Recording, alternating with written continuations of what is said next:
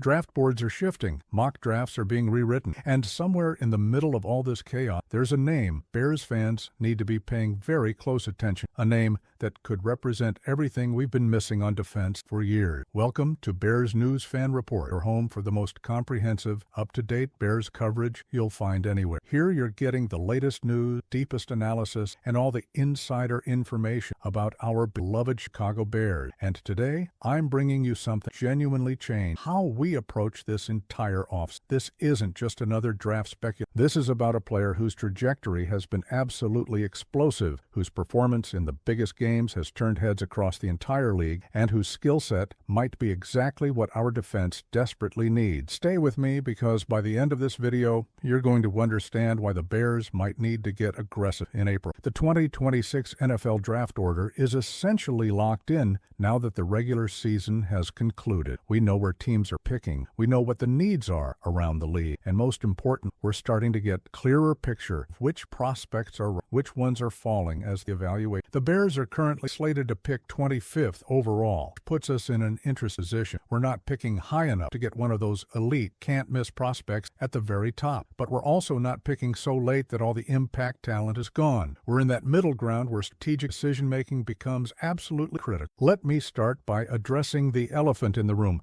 Our defense needs help. That's not a controversial statement, that's just reality. We've struggled to generate consistent pressure on opposing quarterback. We've had issues stopping the run at critical moments. Our defensive line, despite some bright spot, hasn't been the dominant force we need it to be. Serious about competing in this division and making deep playoff runs. When you look at the best defenses in the NFL, when you study what separates championship caliber units from everyone else, it always comes back to one thing: controlling the line of scrimmage. If you can't win up front, you can't dictate terms to the offense, everything else becomes exponentially harder. College football playoff has been absolutely spectacular this year, and it's given us an extended look at some of the top prospects performing under the against elite. This isn't about dominating inferior opponents in blowout win. This is about showing up when the stakes are highest, when the entire country is watching. NFL scouts taking detailed notes on every single. And there's one player who has absolutely dominated in these CFP games, one prospect whose stock has been skyrocketing with every performance, one edge rusher who is quickly becoming one of the most coveted defensive players in this entire draft class, Ruben Bane Jr. out of Miami. That's the name I need you to remember. That's the player who could transform our defensive line over. Bane came into this season with a solid buzz, talented pass rusher, but what he's done in the college football playoff has been nothing short of tack. Against Texas A&M in Miami's CFP opener, he was absolutely lights out. Constant pressure on the quarterback, disruptive plays in the backfield, the kind of relentless motor defensive coordinators dream about. Then in the quarterfinals against Ohio State, one of the most talented offensive lines in college football, he was outstanding once again. This isn't a guy who pads his stats against weak competition and disappears when the game's. This is a player who elevates form when the. Here's where things get interesting for us. Most current mock draft have Bane going 4th overall to the Tennessee Titans. That's how highly he's being evaluated, right? The Titans have massive holes all over their roster. An edge rusher is absolutely one of their biggest needs. Bane is projected a top edge rusher in this draft class, and teams picking at the top are going to have serious conversations about taking. But here's the thing about the draft. It never goes exactly as predicted. Players fall. Teams reach for positions of need over best player available. Unexpected trades happen, and sometimes, just sometimes, elite prospects slide further than anyone expected. Let me paint a scenario for you. Let's say the top of the draft goes relatively chalk with quarterbacks coming off the board early.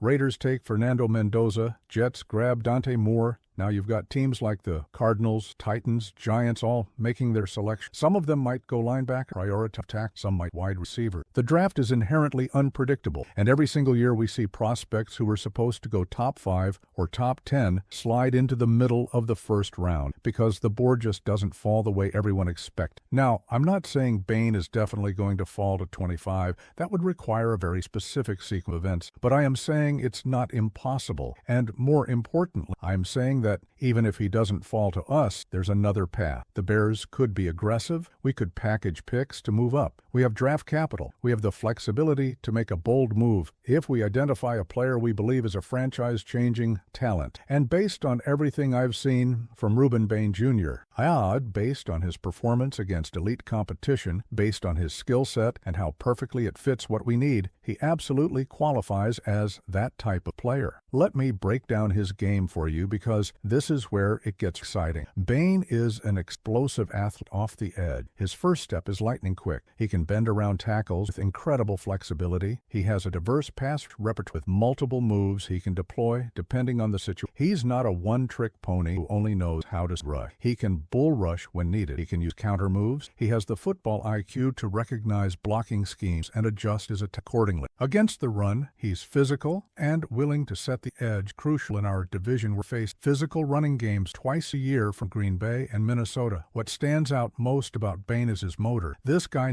he's relentless in his, even when the play is moving away from him, even when most players would give up on the rep, Bane is chasing. That effort level, that refusal to quit on plays, that's coachable. It's also innate. You either have that mentality or you don't. Bane absolutely has it. Those are the kinds of players who become difference makers at the NFL level because they impact games even when the stats don't fully capture their contribution. Now let's talk about fit with the Bears specific. We need someone who can generate pressure on the quarterback consistently. We need someone who can help stop the run on early down. We need someone with the versatility to play in multiple defensive front schemes. Bane checks every single one of those boxes. Imagine him coming off the edge, forcing quarterbacks to make quick decisions, collapsing the pocket, making life easier for our secondary. Imagine him setting the edge against the run, funneling ball carriers back inside to our linebacker. Imagine the energy and effort he brings, impacting everyone else. The projected pick for the Bears at 25 in most mock drafts, Caden McDonald, a defensive tackle from Ohio State. McDonald is a solid interior defensive line is definitely a need for us. But here's my question. If Ruben Bane is somehow still available, if through some combination of circumstances he slides 25 or close enough that we could trade up without mortgaging our entire future, don't we have to seriously consider it? Don't we have to evaluate whether an elite edge rusher prospect might provide more immediate and long-term value than a good interior defensive lineman? I want to be clear about, I'm not disparaging McDonald or any other prospect. I'm simply making the case that if the opportunity presents, if Bane is within reach, the Bears need to be aggressive in pursuing him. This is a player with top 5 talent who could realistically be available in the middle of the first round if the draft breaks a certain way. That's the kind of value you cannot pass up. That's the kind of opportunity that championship organizations capitalize on. The other consideration is the depth of this draft class at various positions. If defensive tackle is deep in rounds 2 and 3, if we can find quality interior linemen later in the draft, then prioritizing an elite edge rusher in round 1 makes even more strategic sense. You always want to maximize value with your first-round pick, and getting a player with Bane's upside at 25 or even trading up to the late teens to grab him present incredible value. Let me address the elephant in the room about trading. Some fans are always hesitant about giving up future assets to move up. I understand that. Draft picks are valuable, and you don't want to mortgage your future. But here's the counter-argument. If you've identified a player who you believe can be a cornerstone of your defense for the next decade, if you've done your homework and you're confident in the evaluation, then being aggressive makes sense. Championships aren't won by playing it safe and hoping things fall into your lap. They're won by making calculated, strategic moves when opportunities present themselves. The Bears' defensive struggles this season have been well documented. We're ranked in the bottom third of the league in sacks. Our pressure rate on opposing quarterbacks has been inadequate. We've given up too many rushing yards at critical moments. These aren't small issues. These are fundamental problems that need to be addressed if we're serious about competing for championship. Adding a player like Ruben Bane Jr. wouldn't solve everything overnight, but it would be a massive step in the right direction. It would give us a foundational piece to build around on defense. I also want to talk about the college football playoff performances because they matter more than some people realize. When a prospect shows up and dominates CFP,